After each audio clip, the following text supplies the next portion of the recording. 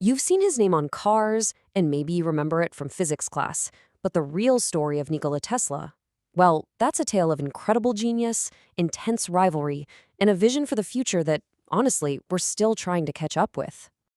Right, we all know the name. You see it on those sleek electric cars. It's a scientific unit for magnetic fields. It's a whole brand. But who was the actual guy? Who was Nikola Tesla really?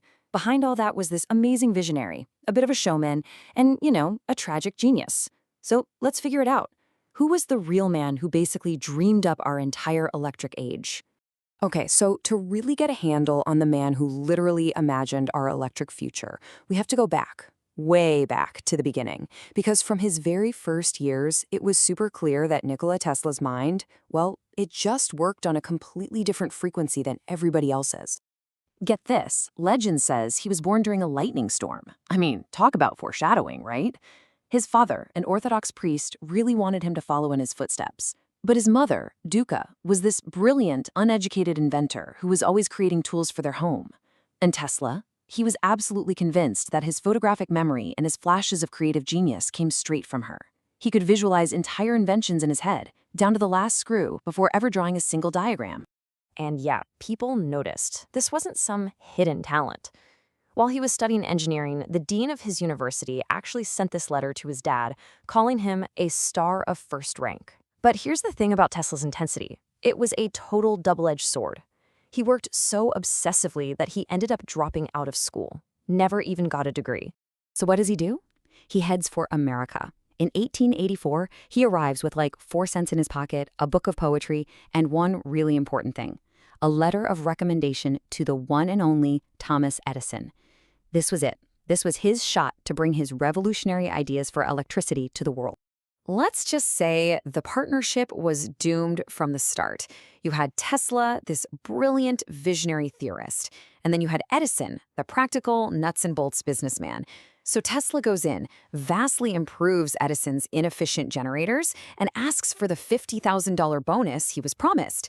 Edison's manager just laughed and said, "Tesla, you don't understand our American humor." Can you imagine?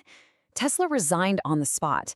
This wasn't just about money, it was a clash between two fundamentally different ways of seeing the future. And that clash? It was about to escalate. Big time. It became an all-out technological battle for the future of electricity itself. The whole fight really boiled down to two types of electricity. Edison was all about direct current, or DC. It worked, but it was really inefficient and couldn't travel far. Tesla, on the other hand, had a much better idea, alternating current, or AC. This was a complete game changer. AC could be sent efficiently over hundreds of miles, which meant you could power entire cities from one single power plant. It was a revolution.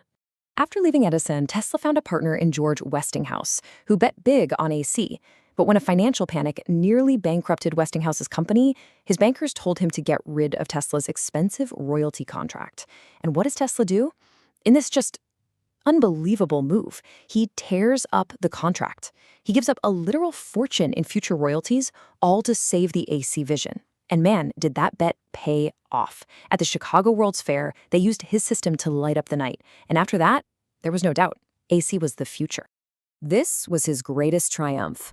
He had gone head-to-head with the most famous inventor on the planet, and he won. He had electrified America.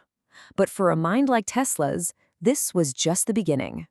So, having conquered the entire world of wires, Tesla's mind turned to something even bigger, even more audacious, a world without them. And the key to this incredible dream was his most famous invention, the Tesla coil. You've probably seen pictures of it shooting out these spectacular bolts of lightning, but that was mostly for show. Its real purpose was to figure out if you could transmit power right through the air and the Earth itself. His plan was breathtakingly ambitious. He wanted to build a giant tower, pump electrical energy into the planet, and then let anyone, anywhere, draw that power from the ground with a simple receiver. Think about that. No meters, no bills, just free, wireless energy for all mankind. Now, a vision that big needs a lot of money, and Tesla got it. He secured a massive $150,000 investment, which is millions today, from the most powerful financier in the world, J.P. Morgan. With Morgan's backing, it seemed like nothing could stop him. Construction began on his great tower, Wardenclyffe. Tesla was on the verge of realizing his ultimate dream. But just as he reached for it, the world, well, it began to move on without him. So while Tesla is building this magnificent power station, a competitor, Guglielmo Marconi, did something much simpler. And get this, he was using technology based on Tesla's own patents. He managed to send a single wireless signal, just the letter S, all the way across the Atlantic Ocean. And that was the turning point. Wall Street saw an immediate way to make a profit with Marconi's wireless telegraph. But Tesla's dream of free energy for everyone? That wasn't a business model they could sell. JP Morgan couldn't see a clear way to monetize it, so he pulled the plug. The dream was over. Without funding, Tesla's life just spiraled. The magnificent tower was torn down and sold for scrap. He spent the rest of his life bouncing between hotels in New York, often unable to pay his bills. He became a recluse, and his only real companions were the pigeons he fed in the park. In 1943, at the age of 86, he died penniless and alone. But his mind never stopped working.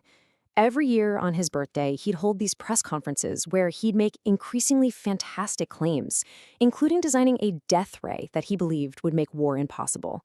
The genius was still there, but it had become kind of untethered from reality. For decades, Tesla was remembered mostly as a brilliant failure. But history, as it turns out, wasn't quite finished with him yet.